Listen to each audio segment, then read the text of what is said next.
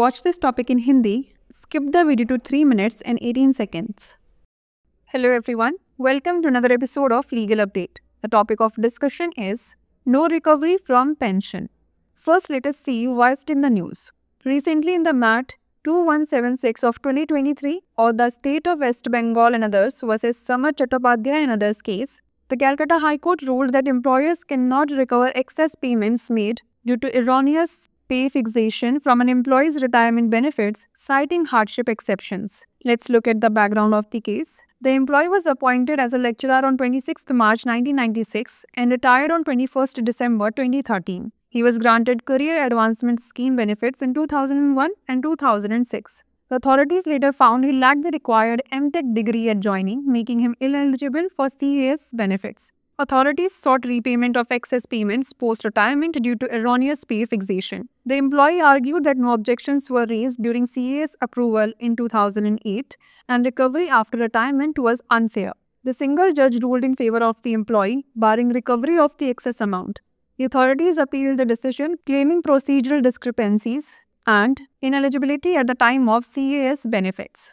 The court observation was as follows. The bench of Justices Harish Tandon and Prasenjit Biswas observed that recovering excess payments from retirement benefits is impermissible if it causes undue hardship. The case was found to align with the Rafiq Masih judgment, which exempts retired employees from such recoveries. The court upheld the single judge's decision barring recovery from retirement benefits and dismissed the appeal, citing undue hardship.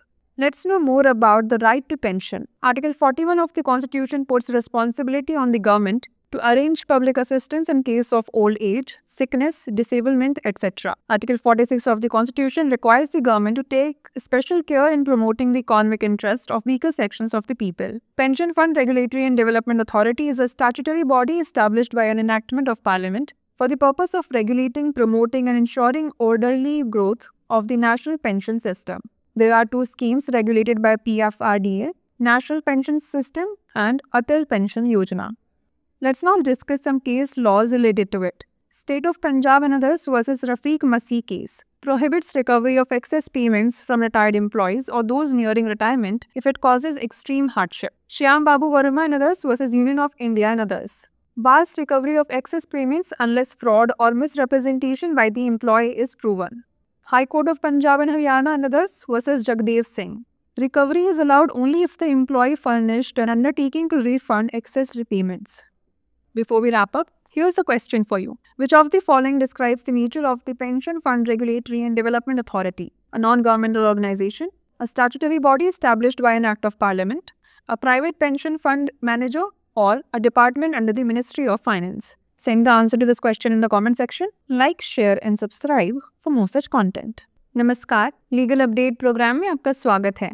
आज हमारी चर्चा का विषय है pension से कोई वसूली नहीं। सबसे पहले जान लेते हैं ये चर्चा में क्यों है। हाल ही में 2023 के मैट 2176 या पश्चिम बंगाल राज्य एवं अन्य बनाम समर चट्टोपाध्याय एवं अन्य मामले में कलकत्ता उच्च न्यायालय ने कठिनाई अपवादों का हवाला देते हुए फैसला सुनाया कि नियोक्ता गलत वेतन निर्धारण के कारण किए गए अतिरिक्त भुगतान को कर्मचारी के सेवानिवृत्ति लाभों से वसूल नहीं कर सकते हैं। चलिए जान लेते हैं मामले की पृष्ठभूमि।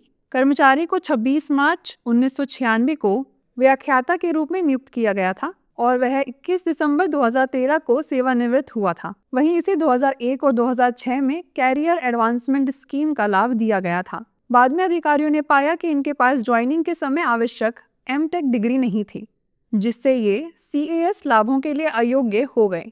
साथ ही अधिकारियों ने गलत वेतन निर्धारण के कारण सेवानिवृत्ति के बाद अतिरिक्त भुगतान की वापसी की मांग की। कर्मचारी ने तर्क दिया कि 2008 में CAS अनुमोदन के दौरान कोई आपत्ति नहीं उठाई गई थी और सेवानिवृत्ति के बाद वसूली अनुचित थी।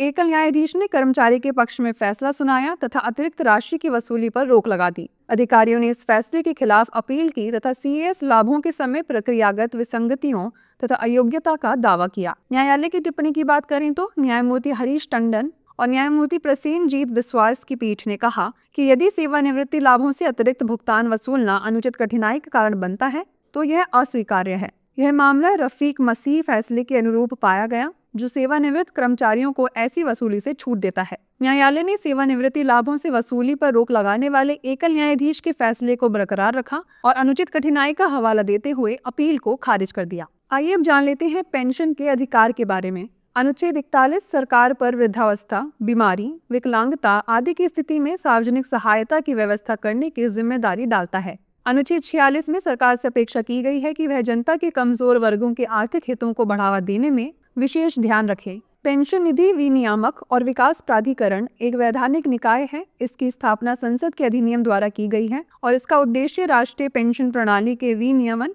संवर्धन और व्यवस्थित विकास को सुनिश्चित करना है। PFRDA द्वारा विनियमित 2 योजनाएं हैं, राष्ट्रीय पेंशन प्रणाली और अटल पेंशन योजना।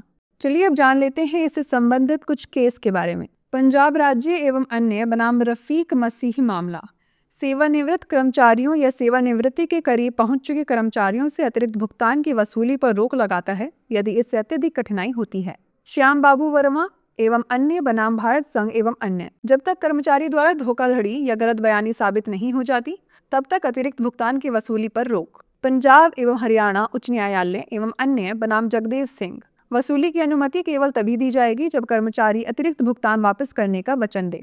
आइए अब नोट कर लेते हैं अभ्यास प्रश्न। निम्नलिखित में से कौन पेंशन फंड विनियामक और विकास प्राधिकरण की प्रकृति का वर्णन करता है? एक गैर सरकारी संगठन, संसद के अधिनियम द्वारा स्थापित एक वैधानिक निकाय, एक निजी पेंशन फंड प्रबंधक या वित्त मंत्रालय के अधीन एक विभाग। इसका उत्तर हमें कमेंट सेक्शन में जरूर भेजिएगा। ऐसी और वीडियोस देखने के लिए लाइक, शेयर और सब्सक्राइब करना ना भूलें। धन्यवाद।